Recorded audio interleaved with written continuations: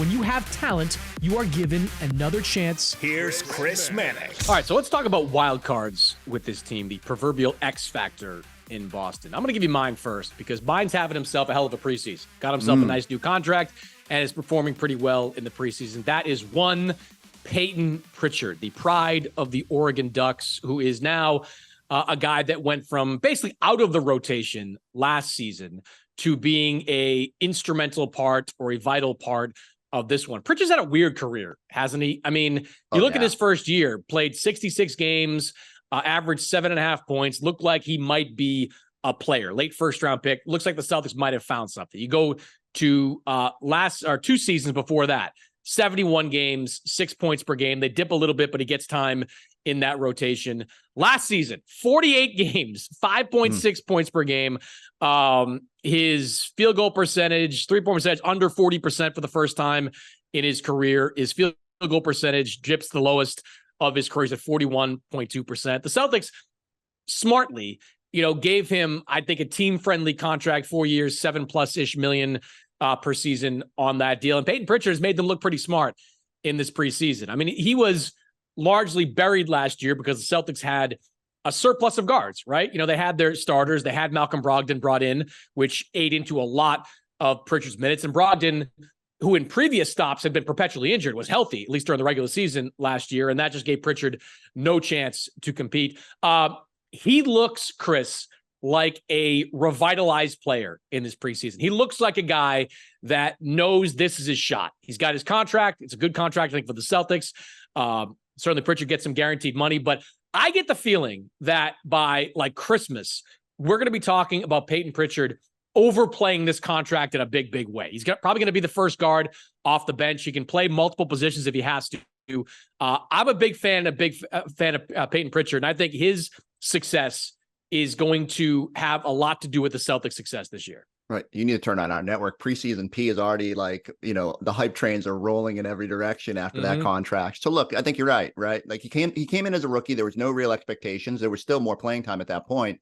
And you could see the potential there. And I think he just played free and played more like he did in college. And then the roster got a little bit more gummed up and his minutes went down. And all of a sudden you're like, you're stressing a little bit more in those opportunities. And I just felt like every time he was out there last season, he kind of had to just fire away. I mean, there were good games. I remember him sparking a comeback against the Thunder, but more times than not, if that shot wasn't going, he just got more frustrated to the point where, he just wanted that bigger opportunity and requested the trade. And the Celtics, to their credit, kind of dug in and knew there would be some more volatility with the roster probably moving forward, that they, became clear pretty much mid-season that Brogdon couldn't stay here long-term, especially with the new salary cap rules coming in.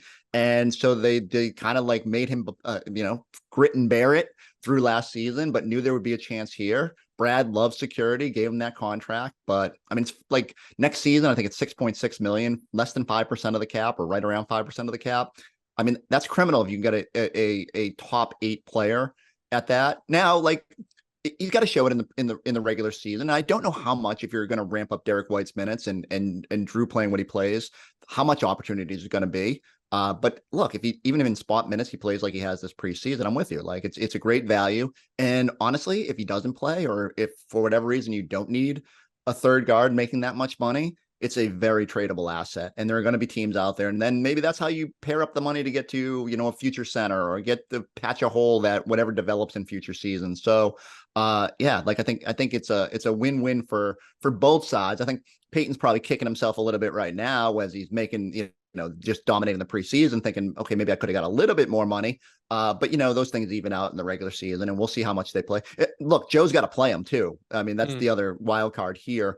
You brought up how losing Grant Williams hurts this team. And my kickback to that is always, well, the coach didn't play him last year. So how much of a loss is it if your coach isn't willing to trust those guys?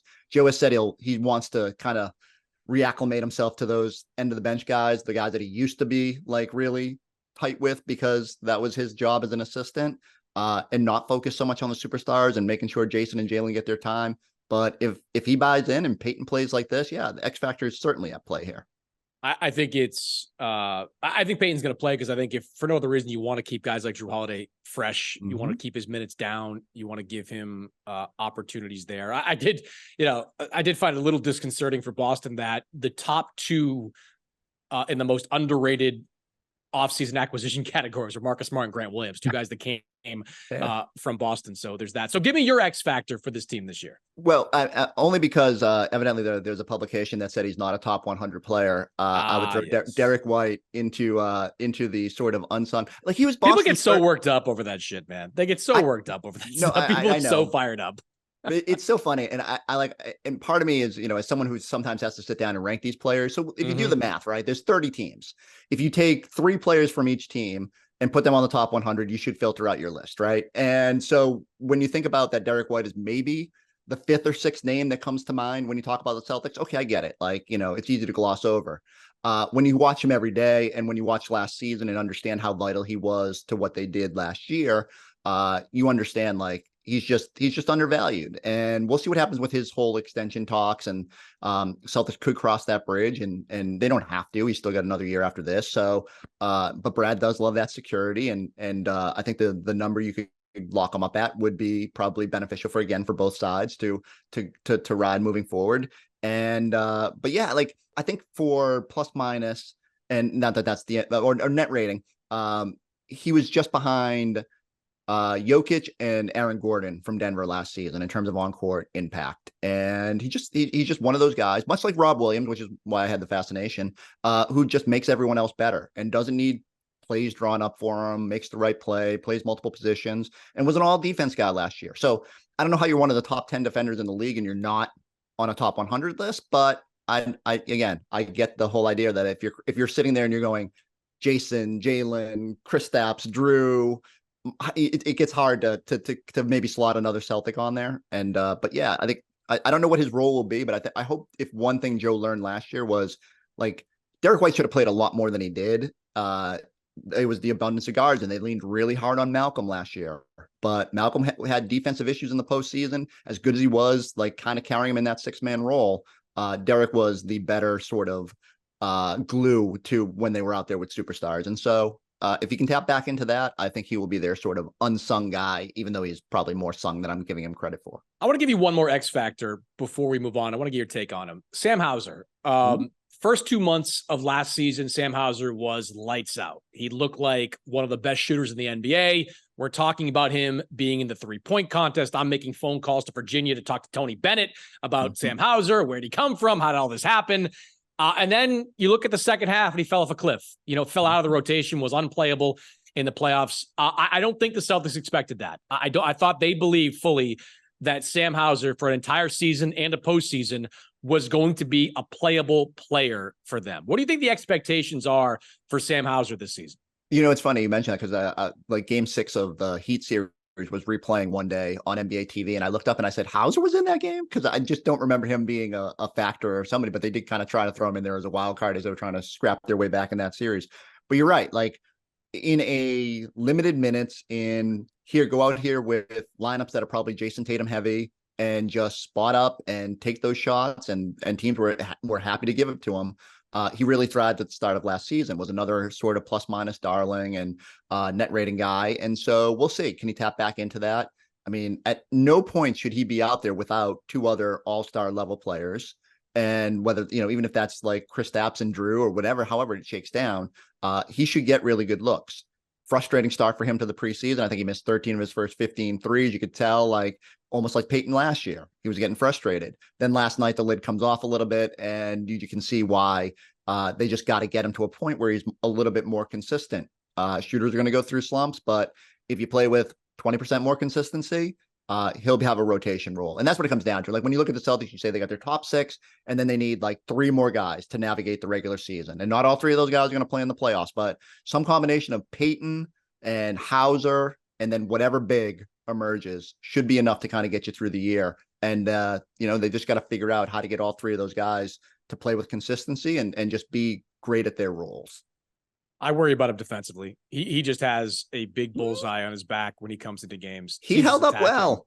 Teams were definitely going at him, but like, look, I know I'm not saying he's like the fleetest of foot, and but when you're out there with Jrue Holiday and Jayson and Jaylen, like, that should help mask some of the deficiency. If they want to target him, I think the points per play number last year was like comical. Like, they just could not attack him in isolation. It spurts. Like, I will say in the playoffs, you can definitely find ways.